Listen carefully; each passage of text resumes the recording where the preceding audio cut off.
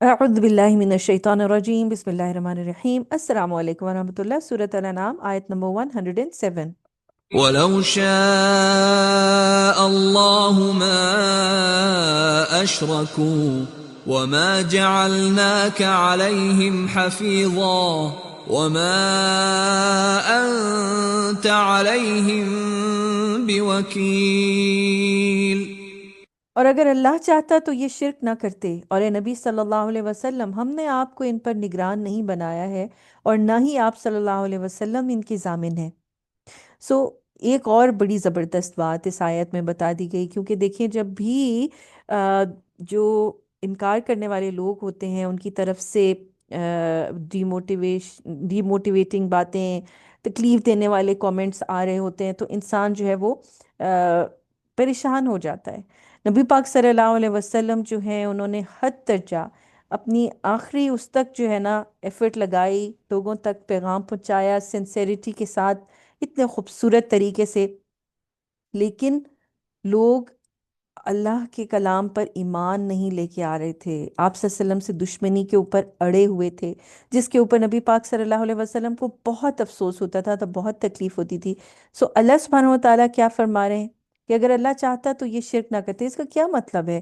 क्या इसका ये मतलब है कि अल्लाह ने चाहा कि शिर्क करें? नहीं, इसका ये हरगिज मतलब नहीं है।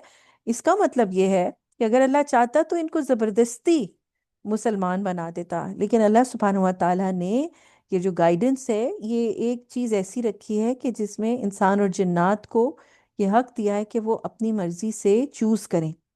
तो अल्लाह सुब्हानहू व तआला चाहता तो इनको जबरदस्ती भी कर सकता था, लेकिन अल्लाह ने नहीं किया। और चूंकि ये लोग अड़ गए हैं, ये लोग हक की दुश्मनी करने के ऊपर अड़ गए हैं, तो इसलिए आप सल्लल्लाहु अलैहि वसल्लम कोई इनके कोई बॉडीगार्ड नहीं है, कोई गार्ड नहीं है, कोई आप इनको ज़बरदस्ती जो है वो रास्ते के ऊपर नहीं लेके आ सकते। अल्लाह सुब्हानहू व तआला के हाथ में ही है गाइडेंस। और इंसान को जब उसको खुद गाइडेंस कबूल करनी होती है, जब उसको खुद तलब होती है गाइडेंस की, तो सिर्फ उस वक्त ही वो अल्लाह सुब्हानहू व तआला से हिदायत तलब करता है और हिदायत के ऊपर आता है।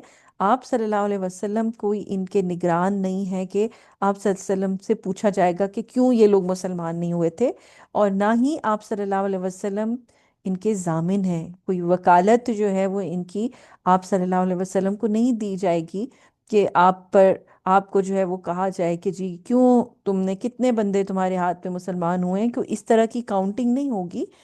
क्योंकि ये जो दुनिया के तरीके होते हैं कि जिसके अंदर इंसान देखता है कि हाँ जी कितनी कामयाबी हुई, ये चीज़ नहीं होती। अल्लाह सुब्हानहु व तआला सिंसेरिटी और नियतों के ऊपर फैसले करता है। आप सल्लल्लाहु अलैहि वसल्लम की जो फिक्र थी कि वो लोग ईमान ले आए, उसके ऊपर अल्लाह सुब्हानहु व तआला ने आप सल्लल्लाहु अलैहि वसल्लम की सक्सेस को सामने रखना था।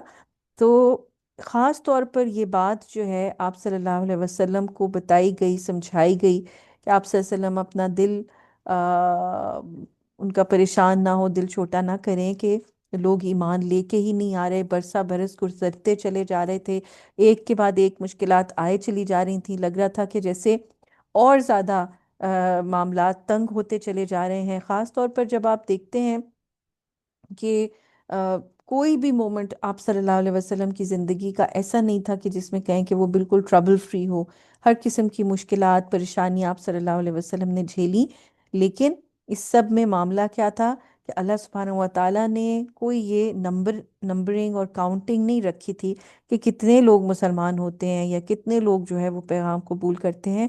आप सल्लल्लाहु अलैहि वसल्लम को ख़ास तौर पर जो मैसेज दिया गया कि बस आपने जो है वो पैगाम पहुंचाना है, और हमने ये देखना है कि किस तक जो है वो हिदायत पहुंचेगी, और डेफिनेटली उसी को हिदायत मिलेगी, वही जो है वो शिर्क के किनारा कशी करेगा जिसके अंदर हिदायत की तलब होगी, जो हिदायत खुद लेना चाहेगा।